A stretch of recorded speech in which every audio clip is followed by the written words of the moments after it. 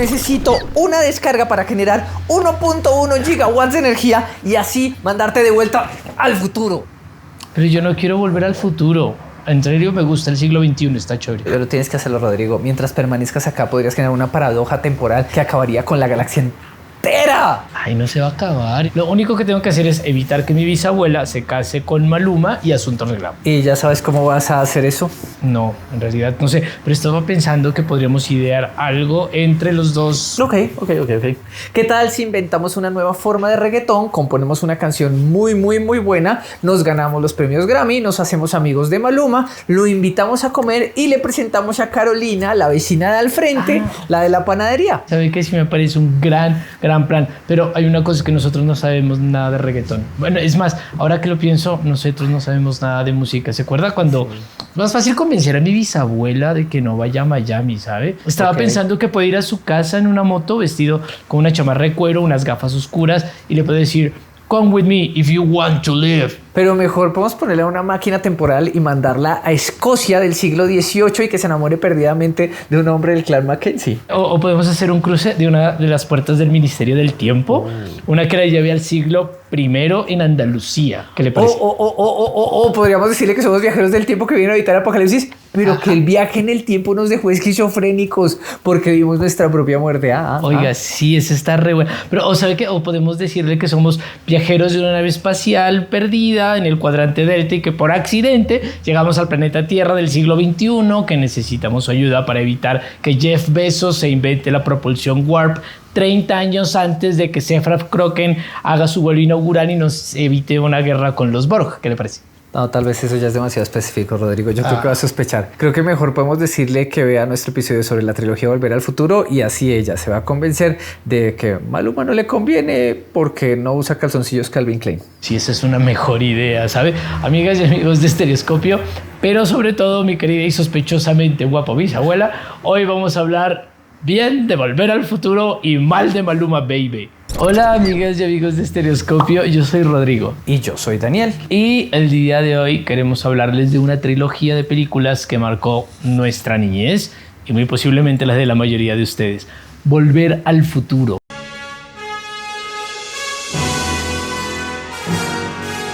Esta es una película estadounidense de ciencia ficción y comedia de 1985 dirigida y escrita por Robert Zemeckis. Ustedes no lo saben, pero son grandes admiradores de Robert Zemeckis y lo han sido toda su vida. Además de Volver al Futuro, Zemeckis es el director de ¿Quién engañó a Roger Rabbit? De 1988, Náufrago, la de Tom Hanks y Wilson.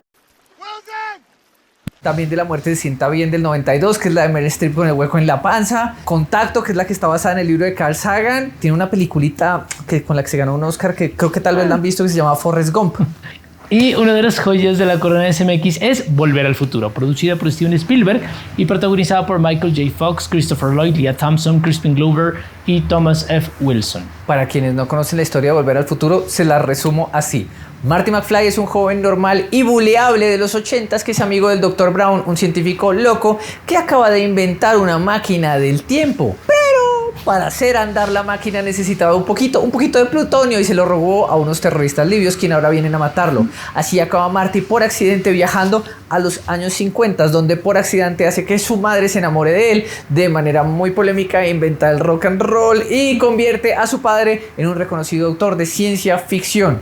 Y claro, al final vuelve al futuro. En la parte 2 de la película van al futuro, donde Marty conoce a su familia en el año 2015 y para evitar que el hijo de Marty sea encarcelado por culpa de Griff Tanner, el nieto del bully original de la película anterior.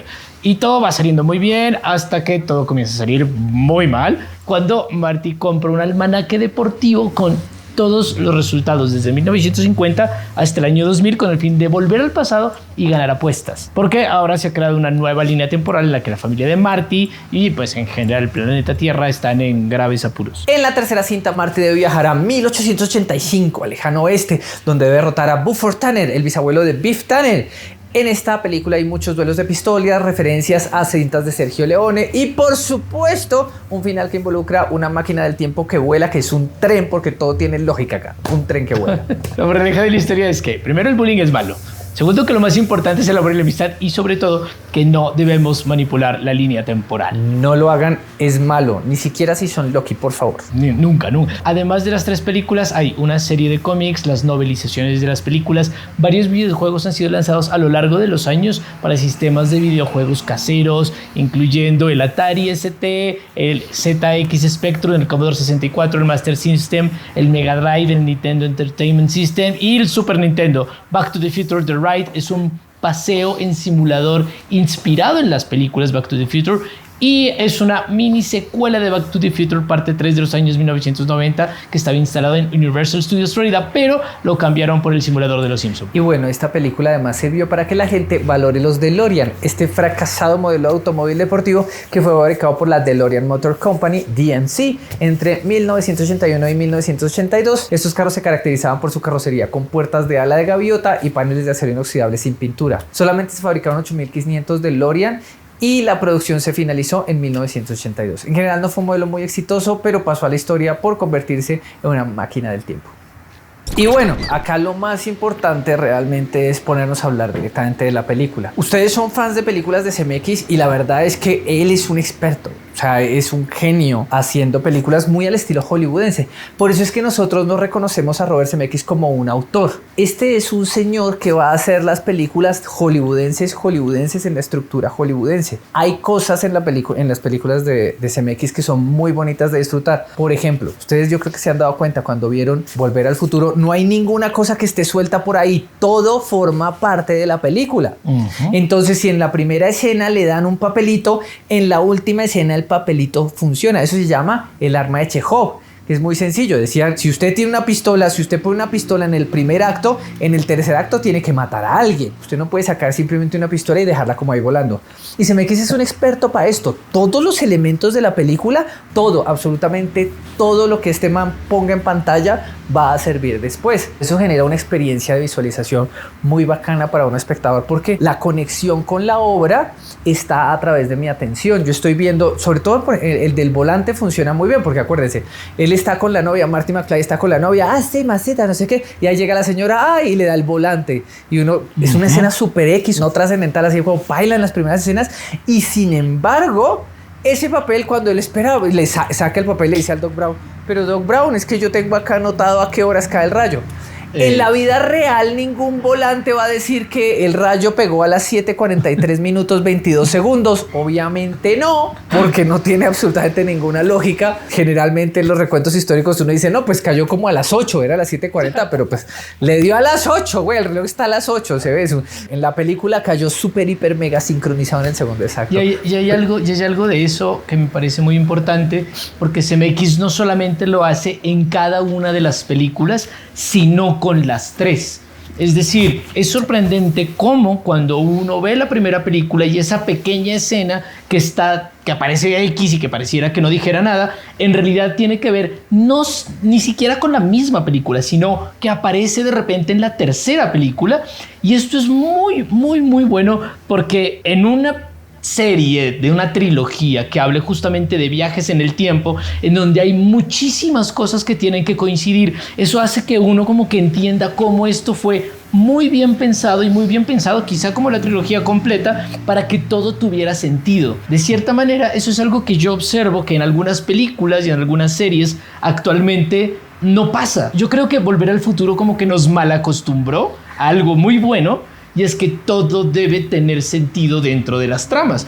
Entonces, cuando uno está buscando en series o en películas nuevas este tipo de errores de linealidad, en donde, bueno, pero ¿por qué este personaje hizo tal, si y entonces después pasa algo contrario? Como que Volver al Futuro lo que hace es ser muy cuidadoso con esa linealidad y con ese seguimiento dentro de la trama, de tal forma que las 3 películas son totalmente redondas, y aún así cada una funciona como una película independiente. Y yo creo que eso es mágico. O sea, es algo absurdo. Literalmente eso es algo que ustedes tienen que hacer si están escribiendo una película sobre viajes en el tiempo. Total. En el género de viajes en el tiempo es muy fácil que uno pierda la coherencia. Es muy, muy fácil por la simple y sencilla razón de que las paradojas temporales. Hay autores que solucionan muy bien lo de las paradojas temporales. Asimov, en mi querida Fin de la Eternidad tiene una solución muy bacana y es que el tiempo se corrige solo. Si yo me meto acá y no sé, me tropecé y rompí una lámpara, eso no es suficiente para generar un buen cambio en el futuro porque el tiempo lo va a tratar de corregir.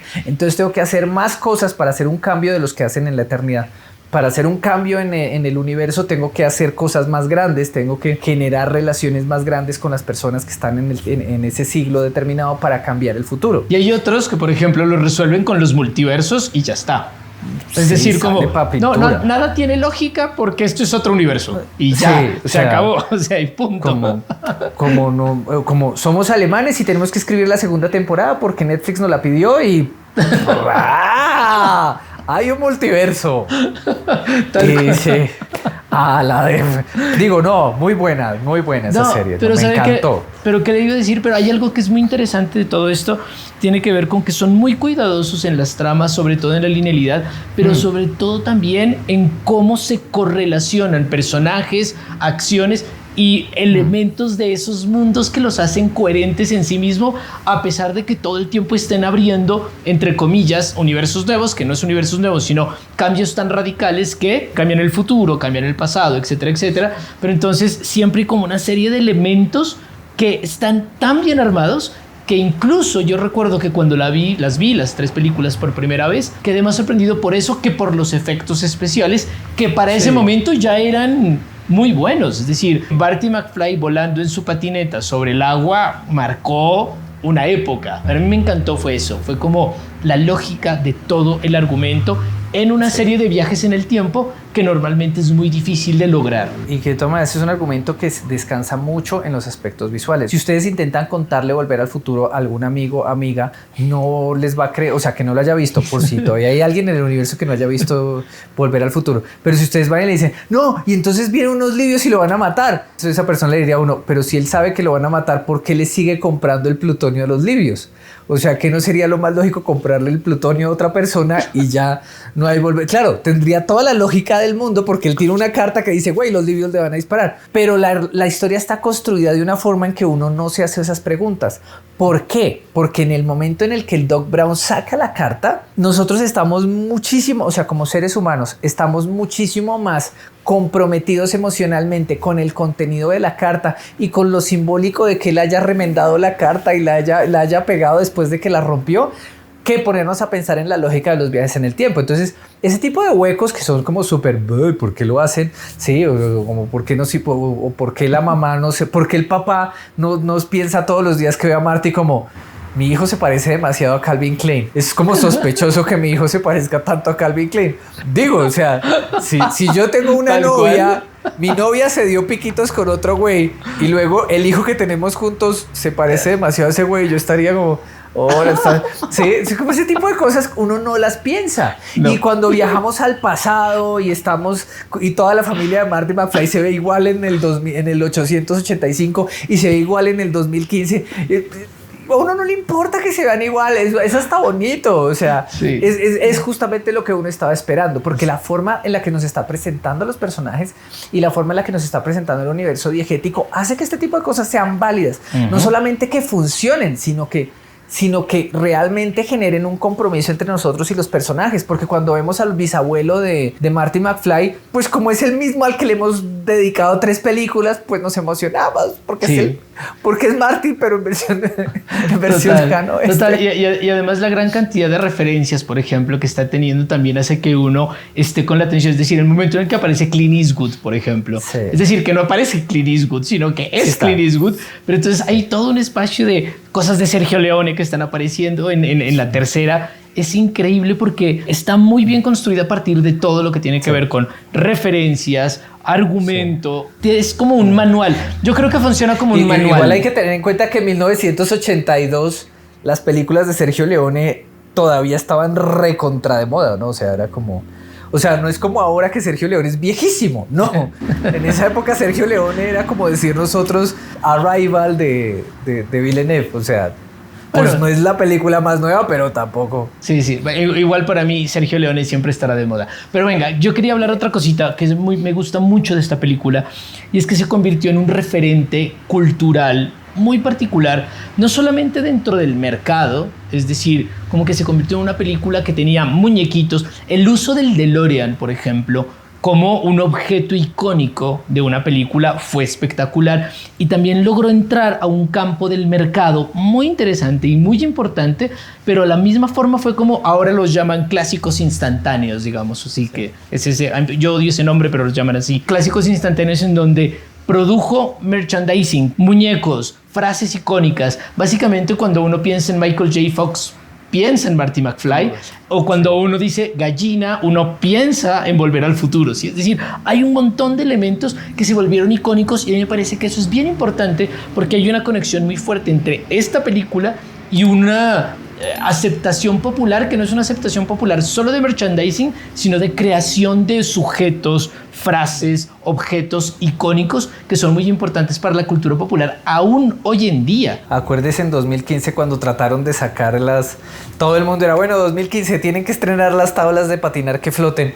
Y no, pues sacaron las de rueditas y bueno, pues de rueditas, no hay más. Igual todas las de rueditas le dicen hoverboard. Ay, ya la hoverboard. Y Nike sacó los tenis que se amarraban solos, pero se tiraban como media hora amarrándose eso. Y hace poco estuve en un taller, le pregunté a la gente que qué haría si pudiera volver en el tiempo y que escribieran en un papelito y la mitad escribió que comprarían un almanaque de eventos deportivos para apostar. Es decir, como que la idea... Pero no entendieron la lección. Si uno trae el almanaque, si uno lleva el almanaque al pasado, muy posiblemente sea Biff Tannen el que lo tenga. O sea, y nadie quiere que le operen a la mamá. O sea, no. Esa fuerza que tiene esta película, que es icónica, es muy poderosa. Y a mí me parece que marcó una época. Y para mí, mi infancia, mi adolescencia fue Volver al Futuro. Y sobre todo, algo que es muy importante, que son las paradojas temporales. Yo creo que esta película puso de moda las paradojas temporales. Y como que surgieron un montón de películas, de series, que empezaron a hablar de este tipo de paradojas temporales. Y se convirtió como en un sustrato muy importante, no solamente para series y películas, incluso para libros, ¿no? Como que hubo un momento paradoja temporal gracias a Volver al Futuro. Creó una nueva línea temporal donde hay muchas historias de viajes en el tiempo y permitió que series que estaban en desarrollo pues tuvieran muchísimo éxito. Esas series de viajeros en el tiempo de los 80s y de principios de los 90s, como Viajeros, justamente se llamaba, como Sí. Quantum Leap.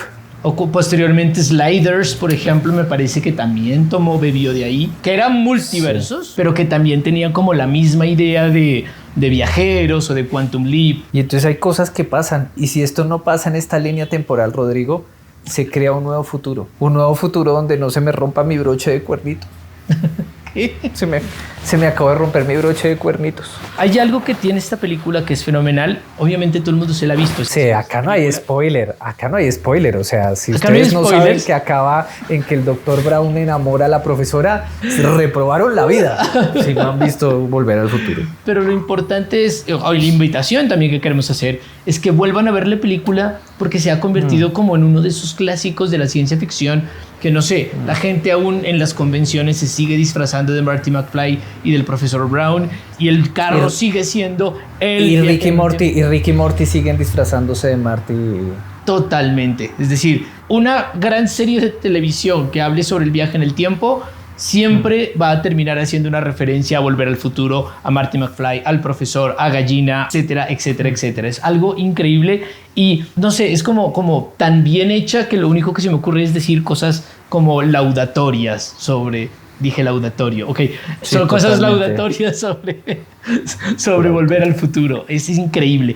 Y suena muy loco, es decir, cuando uno piensa en un tren volador que viaja en el tiempo, uno dice, esto no tiene lógica. Pero No tiene tiene toda la que lógica caso. del mundo, tiene toda la lógica del mundo dentro de la película. Y eso es lo sorprendente, que es, tiene una lógica y es increíblemente hermoso. Por eso deben verla. Pero no solamente la vean todas las de viajes temporales. Yo me quiero repetir Quantum Leap. Es una gran serie. Y si quieren apoyar un canal que a su vez apoya el bando humano en las guerras temporales, suscríbanse y toquen la campanita. No olviden compartirnos en redes sociales. Esperamos llegar a los 2.000 suscriptores antes de que Google compre a YouTube en 2006. Pero nos compartirán en MySpace porque en 2005, ¿no es cierto, Daniel? No hay ni Twitter, en el 2005 no hay Facebook, no hay nada. Estas son redes sociales que ustedes hoy en día no conocen, pero que a sus hijos les encantarán. Y además queremos agradecerles a quienes nos comentan que esta semana fueron Estrella Adriana, Sicarri Segade, Rapalino, Muyatemi, Andrés Felipe Lopera, Libros y Trascendencia, Carmen Aguilar, Natalia Maya, María AA, Cero Conexiones, Laura Ponce, Pablo Molano, Emiliano O Muerte, Rafael Ramírez Ríos, Livia Brenda, Franco Enríquez, Mónica Hernández, Cristian M. Oblas, Gustavo Juárez y Juan Ramón Vera Rodríguez. Y adiós. Muchas gracias, Juan Ramón, Livia, a todos. Gracias. Sí. Chao. Wow, no puedo creerlo. Lo logramos, Rodrigo, porque teniendo en cuenta que estamos trabajando con internet del 2002. Oiga, sí. ¿Usted sabe lo difícil que es comunicarnos así con internet del 2002? Sí, con señal celular. No solamente con internet del 2002, era ese que el teléfono sonaba.